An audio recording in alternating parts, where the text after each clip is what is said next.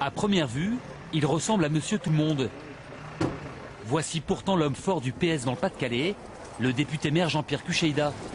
30 ans qu'il dirige la ville de Liévin, 30 ans qu'il gagne toutes les élections haut la main.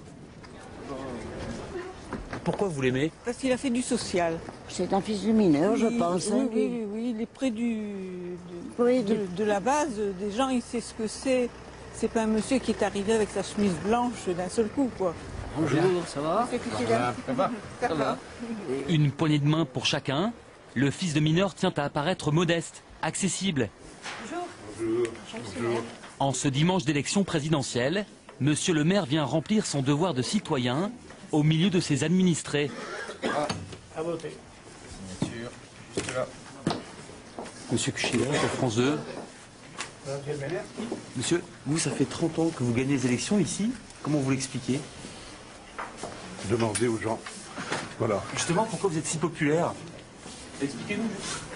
Très à l'aise avec les habitants, beaucoup moins avec les journalistes, qui, depuis quelques mois, l'interrogent sur ce qu'on appelle l'affaire du PS dans le Pas-de-Calais. Vous avez peut-être votre mot à dire, il y a ce contexte d'affaires dont on parle aussi. J'imagine que vous avez votre sentiment. Comment vous vivez ça?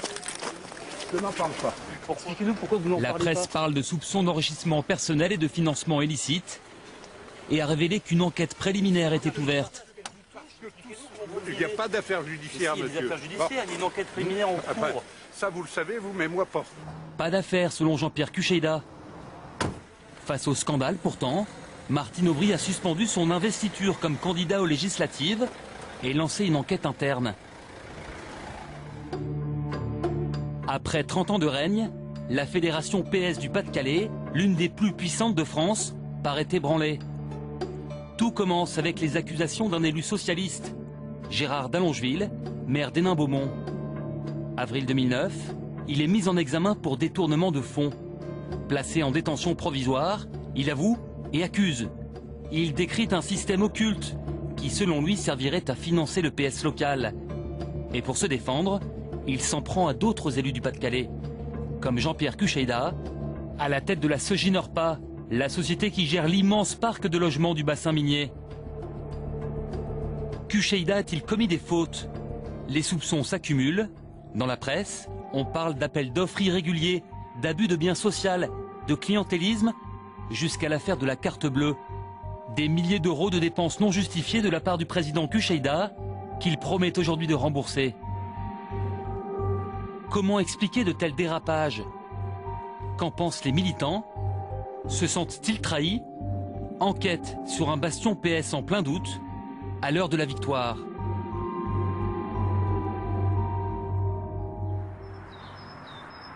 Au cœur du bassin minier, Liévin, fief de Jean-Pierre Cucheïda, la plus grande section socialiste de France, une armée de 1200 adhérents, avec en première ligne Charline et ses drôles de dames.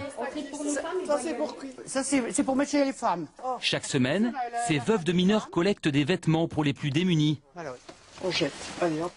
Un engagement qu'elles tiennent depuis 30 ans, au nom des valeurs socialistes. Vous savez, il y a des gens qui pleurent quand ils sont ici, vous savez. Quand on voit les petits mioches, même pas un maillot de cornier à slip pour mettre sur le derrière, ben vous savez, c'est malheureux pour nous. On prend la peine des gens. Et quand En étant forte, mais on prend la peine. Le mineur, c'était du social dans les corons, tout ça. On a été élevés comme ça. Hein, à rendre service à son voisin, ne pas laisser son voisin dans la misère, aller frapper à la porte, demander, même si vous êtes dans... Oui, c'est une entraide. Et le Parti socialiste représente l'entraide. Alors non seulement...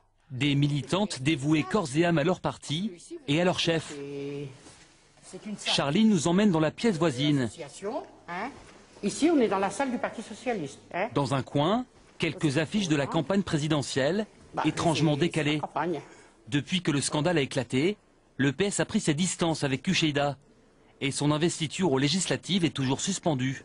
Alors. Une injustice pour Charline. Quand vous avez un homme depuis 81 qui a donné sa vie pour une ville, c'est important qu'il se représente. Hein. Et c'est important qu'on ne vit que sous l'emblème de Jean-Pierre Cucheïda. C'est sûr et certain. Hein. Malheureusement, bien sûr, c'est le bonhomme à abattre. Hein.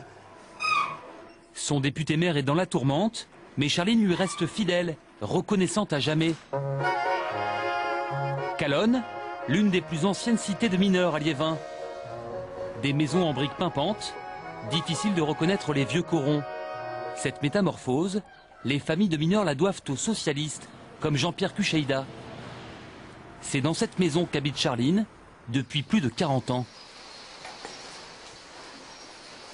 Qu'est-ce qu'on voit ici? Alors, je vois mon mari, mineur, 31 ans et 9 mois de fond, décédé à 67 ans. Pendant des années, elle a vécu avec ses 4 enfants dans des conditions insalubres. Ici, vous arrivez ici, c'était la limite de la maison. Et ici, en plein air, c'était le toilette. Les toilettes étaient dehors. Ah oui, on avait les toilettes. On sortait de la maison pour aller aux toilettes. Voilà. Alors, fallait aller vite, hein. Fallait aller vite. À la fermeture des mines, les élus locaux sont devenus gestionnaires des corons. Et Cucheida a lancé un vaste programme de rénovation. Ça a été changer les fenêtres. On avait encore des petites fenêtres à carreaux. C'était l'hôtel des courants d'air. Des pièces mieux isolées, le gaz à la place du charbon et surtout la préservation des acquis sociaux. Loyers, soins médicaux gratuits pour les veuves de mineurs comme Charline. S'il n'aurait pas monté à créneau, s'il n'aurait pas défendu les droits des mineurs, s'il n'aurait pas défendu leur dignité, on aurait resté dans un coin. On n'aurait pas évolué. Un élu qui chouchoute ses administrés, les bichonne, et n'hésite pas à leur écrire. C'est une attention de monsieur le maire. Tous les ans, nous recevons le jour de notre anniversaire une carte qui vient de la mairie en nous souhaitant bon anniversaire. Une carte de remerciement comme ça, c'est comme si ils me redonnaient un mot et 3 000 €. Ça, c'est dans le cœur, ça. Des attentions, des petits gestes et parfois des coups de pouce. Pas toujours désintéressés. Dans les quartiers voisins, nous découvrons un autre visage de ce socialisme presque paternaliste. Il semblerait que le clientélisme ne soit jamais très loin. Au pied de son immeuble, nous croisons une habitante par hasard. Rapidement, elle nous explique que pour obtenir son HLM en mairie, on lui a imposé une condition, adhérer au Parti socialiste. Du fait qu'on avait demandé un logement, on nous a demandé de prendre une carte. Qu'est-ce que vous avez pensé de ça? C'était pas normal. Parce que des logements, il y en avait de libres tout partout. Nous décidons de monter dans les étages pour demander aux locataires comment ils ont obtenu leur logement social. Je suis passé par quelqu'un qui connaissait quelqu'un là-bas et mon dossier est passé par-dessus notre. J'ai une amie qui est proche du Parti socialiste et qui a permis de mettre le dossier en œuvre, c'est tout. On passe de mal dans partout et dans tout, de toute façon. Ça marche comme ça maintenant. Un autre témoin va même plus loin. Dans un autre quartier, toujours en caméra cachée, nous rencontrons un vieux militant socialiste. Il dit avoir décroché un emploi jeune pour son fils, en remerciement de sa fidélité au PS. Il est comment? Parce que on fait partie du parti et tout. J'en ai un truc, un petit coup de main. C'est comme ça, mais je dis, c'est partout pareil. Si on rend service, comment quelqu'un qui travaille se fait payer, on rend service. C'est normal qu'on fait peut-être une aide à celui qui rend service qu'à celui qui en rend pas, ou même encore qui ne connaît pas. Comment de telles dérives sont-elles possibles? Frédéric Savicki est fils de mineur. Il a grandi à l'ombre des terrils. Aujourd'hui, il est professeur de sciences politiques à la Sorbonne. Pour lui, ici ou ailleurs, le clientélisme s'expliquerait par l'absence de contre-pouvoir. Ce type de comportement, on le voit bien, il est d'autant plus facilité qu'il n'y a pas véritablement de compte à rendre et qu'il n'y a pas d'opposition véritable, structurée, qui contrôle effectivement les pratiques des élus. Quand dans un territoire, un même parti pendant plusieurs décennies contrôle évidemment tous les rouages du pouvoir, eh bien la base de la démocratie, qui est effectivement l'exercice de contre-pouvoir, eh bien ne peut plus s'exercer correctement. Dans le bassin minier, il y a une ville où les dérapages étaient si graves qu'ils ont conduit le maire PS en prison. Hénin-Beaumont, où Marine Le Pen espère bien être élue députée en juin prochain. En 2009, suite à un rapport de la Chambre régionale des comptes, la justice enquête sur des anomalies dans la gestion municipale. Le 7 avril, dans le bureau du maire d'Allongeville, les policiers découvrent 13 000 € cachés dans un coffre-fort.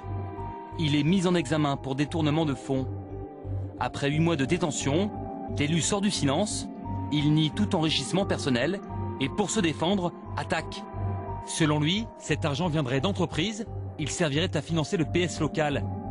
Des accusations que la fédération rejette en bloc, affirmant que ses comptes sont parfaitement clairs.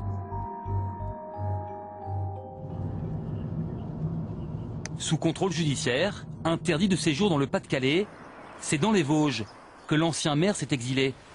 Bien qu'il n'ait pas encore été jugé, il reconnaît aujourd'hui avoir trahi ses idéaux.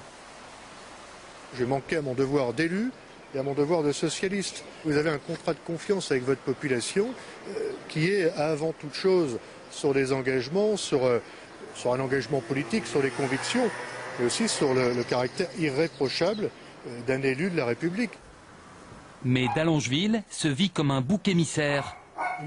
Entre confession et règlement de compte, dans un livre-choc, il prétend n'avoir été que le maillon d'un système bien plus vaste, organisé selon lui autour de Jean-Pierre Kucheida.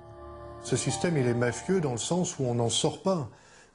Pour en sortir, les élus doivent vraiment faire preuve d'une indépendance extrême vis-à-vis d'un système qui les tient sur les aménagements, qui les tient sur les financements, qui tient leur population par rapport à un clientélisme de logement ou d'emploi. Donc voilà, tout est dans tout. C'est vraiment un système, ce système est mafieux par son organisation et par le fait qu'on ne peut pas en sortir. Un prétendu système de détournement de fonds qu'il a expliqué au juge. Il l'aurait découvert très tôt.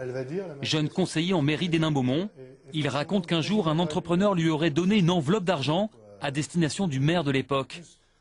Et là, moi, je découvre effectivement un système de financement parallèle où des entreprises, notamment du BTP, remettent des enveloppes en espèces en contrepartie de marchés publics. Il ne faut pas se voiler la face, quoi. Les choses sont... Le décor est planté. Selon lui, l'argent des entreprises serait ensuite confié à des fidèles du parti, qui le reverseraient sous forme de dons officiels. Un supposé système de financement local auquel il affirme avoir lui-même participé. Voilà le reçu officiel d'un don qui n'a jamais été le mien véritablement, puisque j'ai touché l'argent en contrepartie de ce don.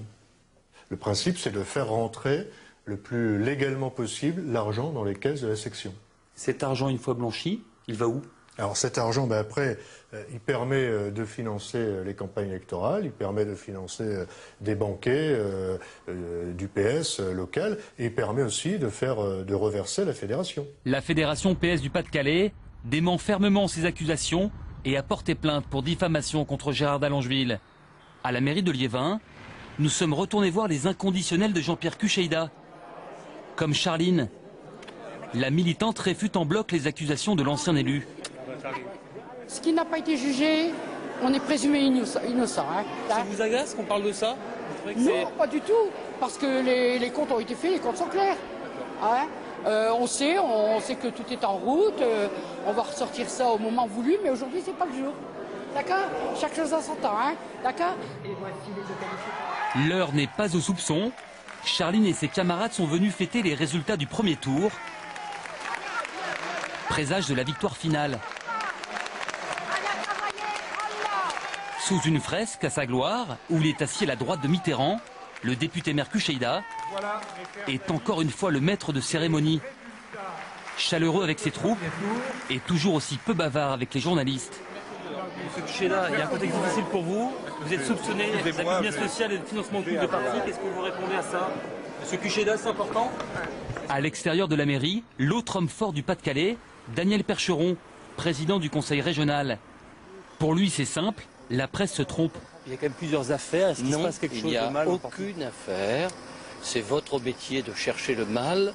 Et c'est mon honneur de vous dire qu'il n'y a pas un centime d'euro suspect dans le modeste fonctionnement de la Fédération socialiste du Pas-de-Calais. Ça vous marque, ça vous blesse, monsieur Percheron?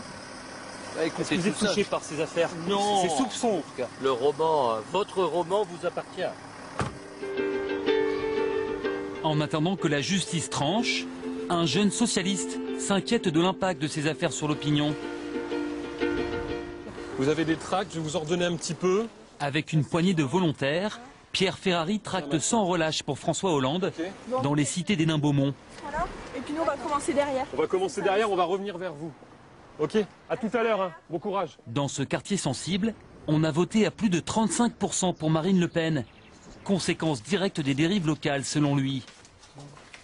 Tant qu'on ne met pas un terme aux affaires, tant qu'on ne tape pas du poing sur la table, on donne l'impression de tolérer et de couvrir le système qui est en place ici. Et les gens ne sont pas dupes, les gens le voient. Et donc les gens n'ont plus confiance et se tournent ici vers l'extrême droite. Donc si on ne met pas un terme à ça, on court à la catastrophe. C'est pour le deuxième tour des élections présidentielles. Évidemment, moi... Il a beau se dire socialiste, Pierre Ferrari est en fait un dissident, exclu du PS. Aux dernières cantonales, il s'est présenté contre le candidat officiel du parti, qu'il jugeait trop lié au système. Et c'est pour François Hollande. D'accord. Le PS l'a aussitôt sanctionné. Mais ses convictions sont restées intactes. Son espoir, que François Hollande apporte un nouveau souffle. Ce soir-là, justement, il est en meeting à Lille. Tu vois, comment tu vas? Bien, ça va, ça va?